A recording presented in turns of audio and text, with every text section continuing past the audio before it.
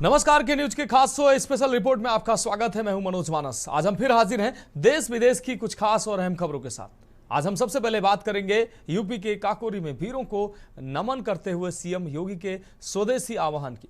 साथ ही बात होगी कर्नाटक में वोट अधिकार रैली में राहुल गांधी के आक्रामक तेवरों की। वहीं चलते चलते बात करेंगे ट्रंप की टैरिफ पॉलिसी को लेकर दुनिया में मची उथल पुथल की। तो चलिए अब चलते हैं खबरों के विस्तार में।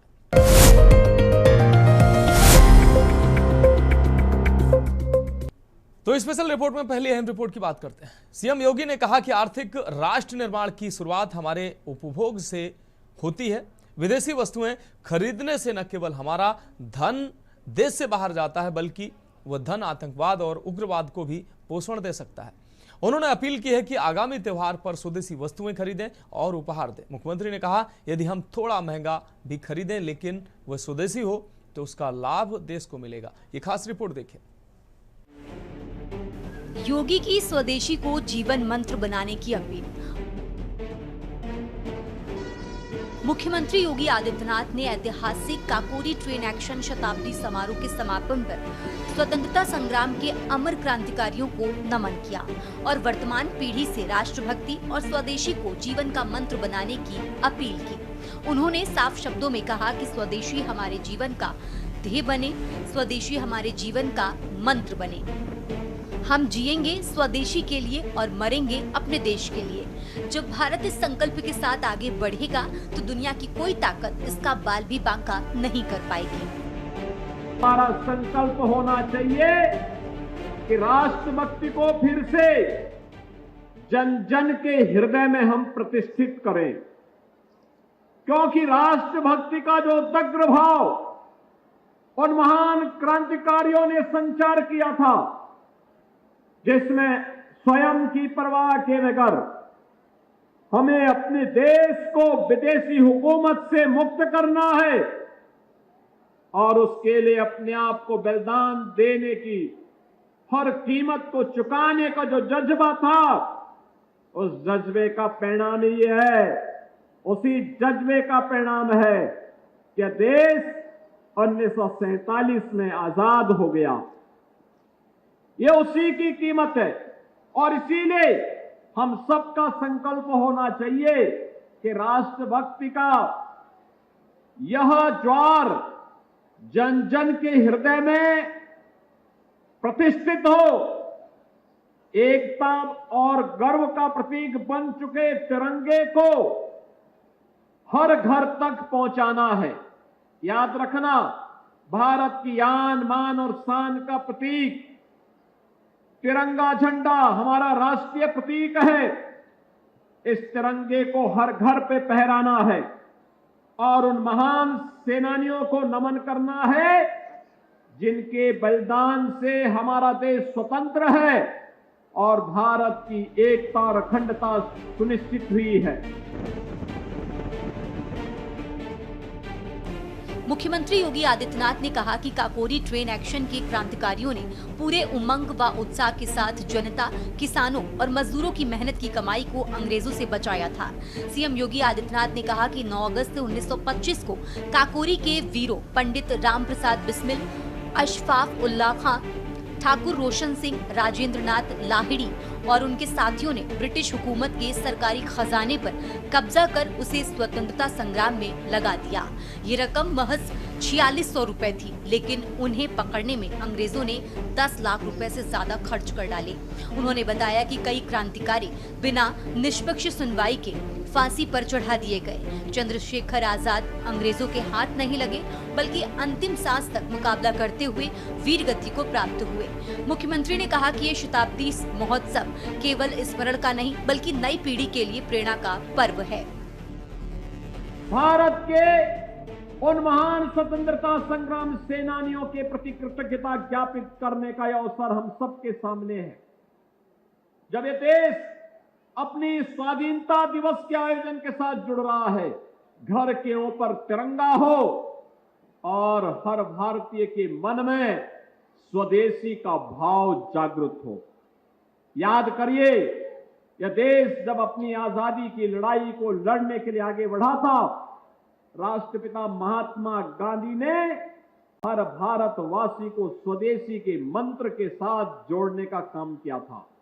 स्वदेशी हमारे जीवन का ध्येय बने, स्वदेशी हमारे जीवन का मंत्र बने। हम जिएंगे स्वदेशी के लिए, हम मरेंगे अपने देश के लिए। अपनी राष्ट्रभक्ति की इस पराकाष्ठा के साथ जब भारत आगे बढ़ेगा तो दुनिया की कोई ताकत भारत का बाल बांका नहीं कर पाएगी। और आजादी का ये संदेश हम सबको इस उद्देश्य के साथ आगे बढ़ाने के लिए प्रेरित कर रहा है। बार बार मैं आपका आह्वान करूंगा, बहनों और भाइयों, जब हम कोई स्वदेशी वस्तु खरीदते हैं, पर्व और त्योहारों की परंपरा प्रारंभ हो रही है और पर्व और त्योहारों की इस परंपरा में हम स्वदेशी वस्तु खरीदते हैं तो हमारे हस्तशिल्पी और कारीगर काम पाते हैं। उसका जो पैसा हम देते हैं वह हस्तशिल्पी, कारीगर और हमारे उद्यमियों के पास जाता है। जो उनके पास जाएगा वह देश के विकास में ही खर्च होगा, वह देश के विकास में खर्च होगा, देश के उत्थान में खर्च होगा, देश की समृद्धि में ही वह पैसा लगेगा।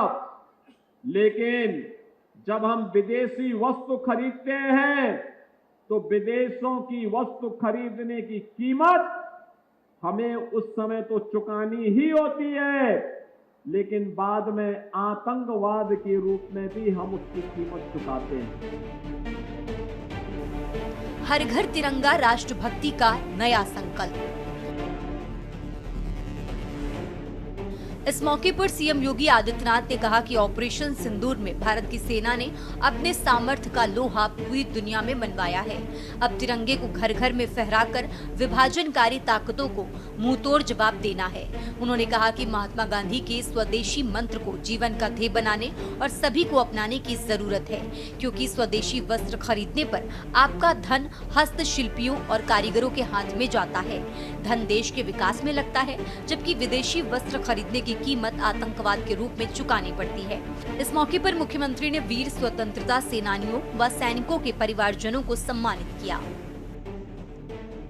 हर भारतवासी ने भारत की सेना के शौर्य और पराक्रम को सदैव सम्मान किया है और अभी हाल ही में दुश्मन देश के द्वारा भारत पर थोपी गई युद्ध का जवाब भारत के बहादुर जवानों ने ऑपरेशन सिंदूर के माध्यम से जिस तत्परता के साथ दिया, पूरी दुनिया ने भारत के सामर्थ्य और भारत के शौर्य का लोहा एक बार फिर से माना है।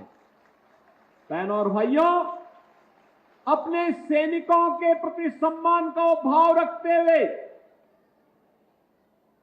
पूरे देश के अंदर प्रधानमंत्री जी ने हर भारतवासी का आह्वान किया है कि हम 13 अगस्त से 15 अगस्त तक हर घर तिरंगा के आयोजन के साथ जुड़ेंगे। हर स्थल पर, हर गांव में, हर नगर निकाय में, हर वार्ड में तिरंगा यात्रा निकले। भारत के प्रति हमारी राष्ट्रभक्ति का ये प्रमाण हमारे घर के ऊपर तिरंगा झंडा हो और हम सब तिरंगा यात्रा के माध्यम से राष्ट्रीय एकता के संदेश को, विभाजनकारी ताकतों के मंसूबों को तोड़ते हुए आगे बढ़ाएं। राखी बंधवाई और मिठाई चॉकलेट का उपहार दिया। आपको बता दें कि कार्यक्रम के दौरान मुख्यमंत्री योगी आदित्यनाथ ने शहीद क्रांतिकारियों की स्मृति में पीपल का पौधा लगाया, छोटी बच्चियों से राखी बंधवाई और उन्हें मिठाई और चॉकलेट उपहार स्वरूप दिए।